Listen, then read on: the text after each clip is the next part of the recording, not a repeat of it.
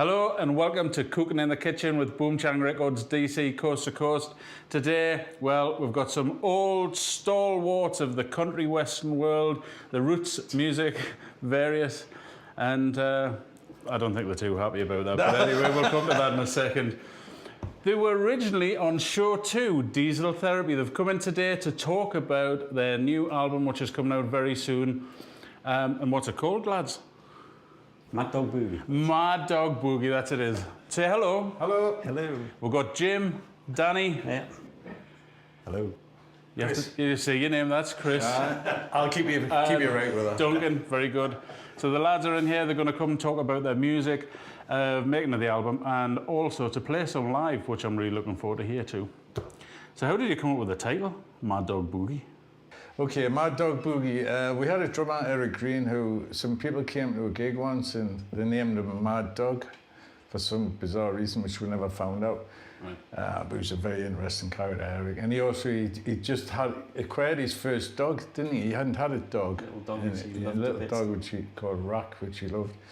And we were looking for a title for this tune, and it came up, Mad Dog Boogie. Yeah. But it's kind of like. It's the theme tune for well, the actually, track. that's the point.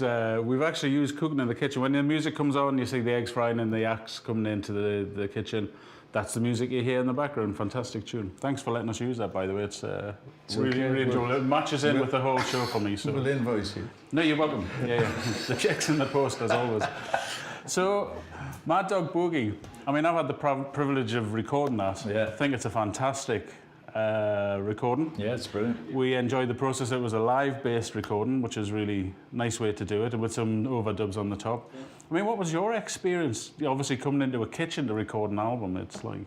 Well, I think it's all changed, being in posh studios, and it's just down to who's pressing the buttons, really, as far as I can say. If you're rehearsing and you're organised. Sure, but it's also performance from you lads. Being able to be in the same room in a tight environment. That's much better. Listening, getting the dynamics right. I mean, that's quite a challenge, I think. Yeah, but it just seems to work. In fact, we're thinking about setting up a tour of kitchens. Yeah, you should do that. People do a living room, so why don't you do kitchens? The kitchen tour. The kitchen tour, I think it would be fantastic. I think you may be onto something there. Anyway, shall we move straight into the first tune? What do you fancy playing? It's a song called The Wrong Road. And what's that about? Is that a bit of history? Well, it's a bit tongue-in-cheek, really. I always loved those Willie Nelson, Ray Charles type country ballads, Yeah.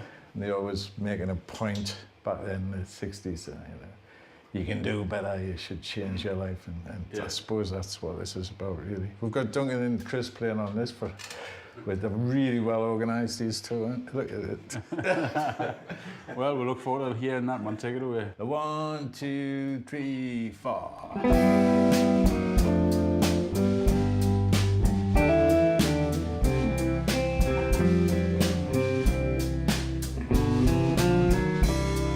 You wake up in the morning and you can't get out of bed.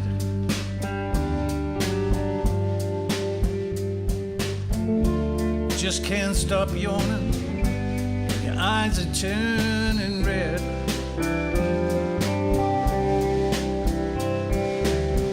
Your heart just isn't in it, and you got no one to hold. Your mojo isn't working, and you're left out in the cold.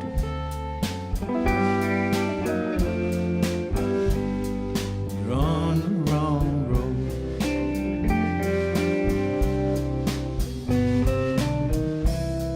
Friends don't call your number, and you got no birthday cards. Waking from your slumber, and the day ahead looks hard. Your mojo isn't working, and you got no one to hold. The cloud that you've been under has really got a hold.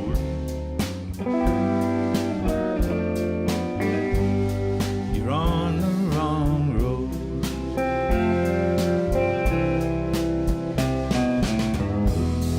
It's hard to know which way to go if you can't read the signs. But we can change the road we're on and head for better times. Your heart just isn't in it, and you got no one to hold.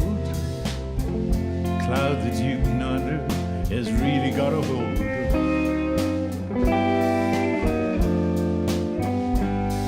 You're on the wrong road. Willie Nelson.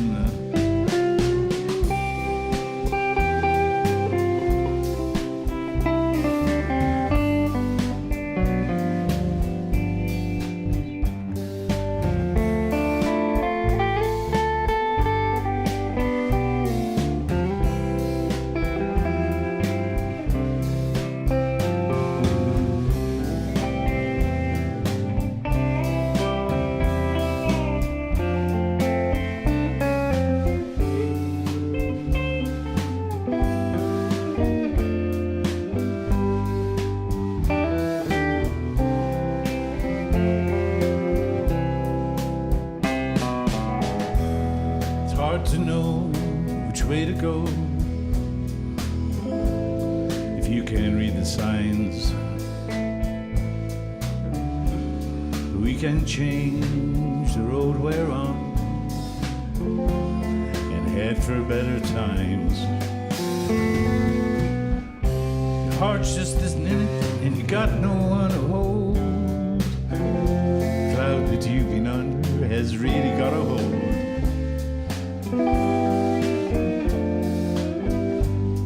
You're on the wrong road.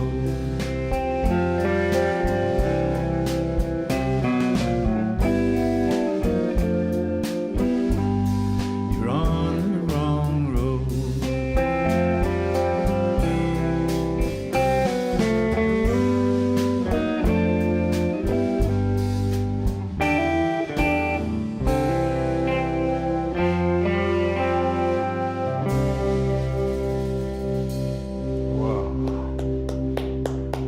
That's fantastic, man. What a sound. It's beautiful, isn't it?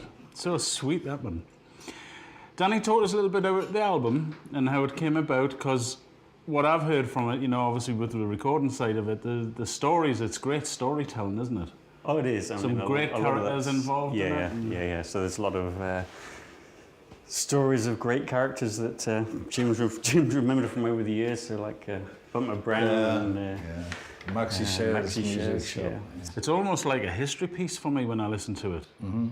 Well, it's kind of like it's kind of a bit of folklore, really. It's a bit of folk music with telecasters. Yeah. Because it's from my past in the '60s, growing up in the '60s with all the great music that was about now. Yeah. And the fantastic characters who were around and who, you know, I mean, Duncan can remember them.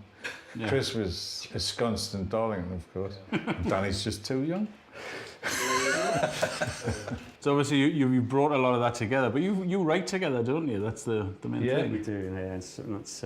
Yeah, it's always great hearing the things come together. A lot of the time we're just sitting and messing around, and we don't know where they come from half the time. It's incredible how that can just be picked out from that. But if you go back to that memory and you remember that character and you write something on him, it's a great way. I mean, I've loved listening to that whole album process. So moving on to the next thing, why country? You're a Geordie lad, you know, and obviously there was the beat groups around when you were doing that sort of stuff, which was kind of rock and roll. And I know there was a lot of American influences of that period, but country's quite specific, isn't it?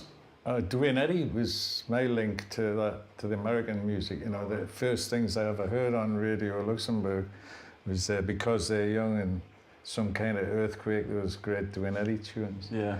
And you kind of, that opens the door, or taps you into what they now call Americana. I just call it American music. Yeah. And I went from there to Chet Atkins, and he was like running Nashville at that point. So then you got into Johnny Cash, George Jones, and it just went from there. Yeah. And then when it became really commercial and I didn't like it so much, I went backwards into bluegrass, you know, Flat and Scruggs. And go and searching it all out. Yeah. So tell us a little bit more about the bluegrass. I mean, you're a picker, you do banjo, you do guitar, and dobro as well, which is your big thing, isn't it? Yeah, I'm very keen on dobro these days. It's just like, I love the whole bluegrass lineup, you know, because everybody got to have a play. Yeah. It wasn't just about like guitar hero type people. The fiddle player stepped forward, and it was all choreographed. I loved all that. The work around one microphone. Oh, that's great, isn't it? And the harmonies, of course. I mean, I'm not big into the gospel end of things, No. but I can listen to it, you know. It just really appealed to me. And I think there was no hiding place for that kind of music. You had to actually play it. It wasn't doctored up in the studio. It wasn't auto-tuned, and it wasn't... No. Real players, but that's what you guys have got. You've got like 4 people who come together. You've got a similar empathy on the music, and it blends so well, you know. Well, I've been very lucky. I mean, we've had this line that's been stable for quite a few years now, you know. And Musicians come through and pass around something, don't they? It's just like taste thing, really. Yeah. It's what you like. Fantastic. Well, I'm looking forward to some more tasty music in the second half. Stay tuned, Cooking in the Kitchen. Come and join us for 2 more tunes at least, and a bit more banter about the record. Cooking in the Kitchen.